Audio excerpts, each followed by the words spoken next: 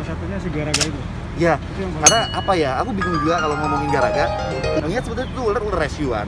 Jadi basicnya itu aku tangkap karena memang ada komplain dari warga sering ada king cobra masuk ke areal sawah. Nah, itu dari bongkaran hutan jati yang ada di atasnya. Nah, hutan jati dibongkar sebagai rumahnya, otomatis alih fungsi lahan, bikin dia nggak punya rumah ke sawah.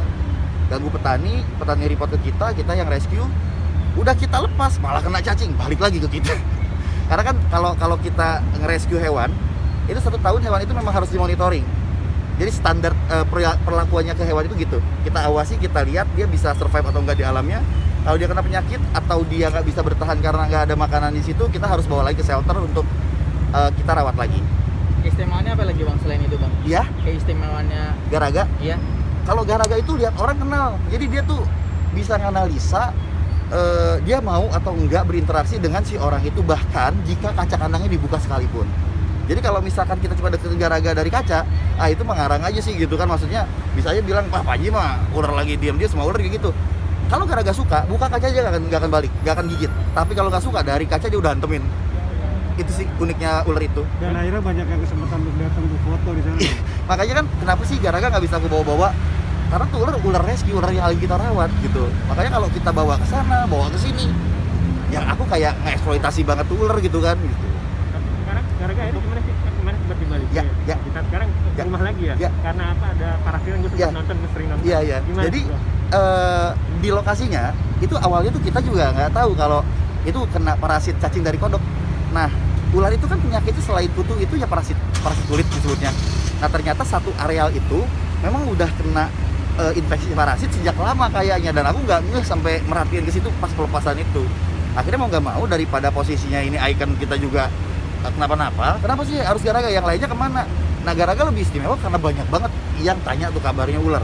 Kalau posisinya malah dia mati atau gimana, aku yang kena bulinya gitu. Maksudnya bukan berarti gua nggak mau dibully, enggak, tapi itu diprioritaskan karena posisinya Garaga ini banyak dititipkan oleh teman-teman yang suka sama Garaga gitu. Akhirnya balik Bang. ke rumah hitam aja. Akhirnya balik ke rumah hitam. Cuma dalam artian kan gini, teman-teman juga pada nanya kan, Garaga udah di black house ya? Udah. Kok jarang banget di vlogin? Karena gue nggak nyari duit dari Garaga gitu. Adapun gue nggak vlog buat makannya tuh ular semua, karena kita punya yayasan non profit dan kita sifatnya itu lebih ke ular, dan masih belum banyak yang peduli untuk konservasi ular di Indonesia. Jadi kalau kita nganterin donasi, mau kapan tuh hewan di situ makan gitu. Makanya dari Google lah dapat. Garaga makannya apa sih itu? Biasanya. Ya itu makan piton. Jadi dia nggak mau makan ayam, dia juga nggak bisa kita kasih makan ikan atau tikus. Dia itu makan piton, dan piton yang kita kasihin ke Garaga juga kita dapetin dari teman-teman breeder, peternak ular yang emang kita beli sifatnya dan legal gitu kan, bukan piton dilindungi juga. Ya lumayan sih gitu kalau misalkan ngebahas untuk konservasi ini, besar sih anggarannya, cuma ya karena aku suka, karena emang ini udah hajat dari diri, jadi nggak ngerasa terbebani juga. Berapa panjang sih Garaga itu dan berapa berat? Terakhir aku timbang sekitar 19,5an sekarang nih, karena sebelum segitu itu sempat ngedrop banget pas diambil pertama. Sekarang udah, kemarin aku update kan dia makan piton gede banget sampai badannya udah kayak apaan tahu. Dan dia tuh 4 meter lebih lah, 4 meter lebih 2 gitu. Kalau pasnya aku ntar cek lagi deh gitu ya, biar nggak salah. Bakal nyari Garaga yang lain lagi? Nyariin biar apa ibaratnya nyelamatin lah. Mungkin ini apa, aku mau coba kawin sama Goldie. Kemarin Om Heru Gundul tuh ke rumah, dia lagi syuting di mana, di Sumedang. Jadi dia nge-rescue, ngebantuin warga rescue yang emang itu kejadiannya emang on the spot aja gitu. Dia kepikiran buat bawa itu ular ke rumah karena itu betina memang.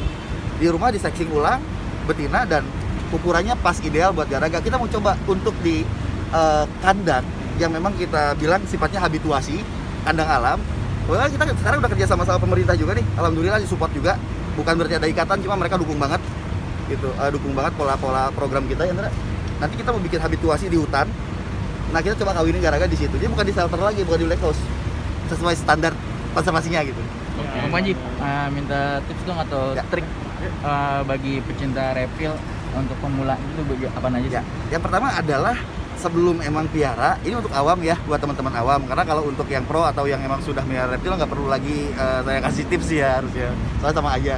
Untuk teman-teman awam yang ingin coba untuk memelihara reptil, sebetulnya silahkan saja. Teman-teman ya dapatnya kalau bisa cari reptil yang memang hasil penangkaran.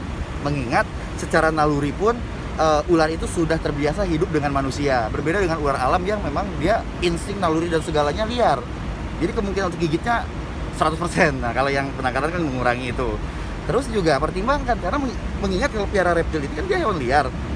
Walaupun dia di penangkaran berapa puluh tahun sekalipun atau anakan keberapa sekalipun, sifat liarnya nggak akan hilang.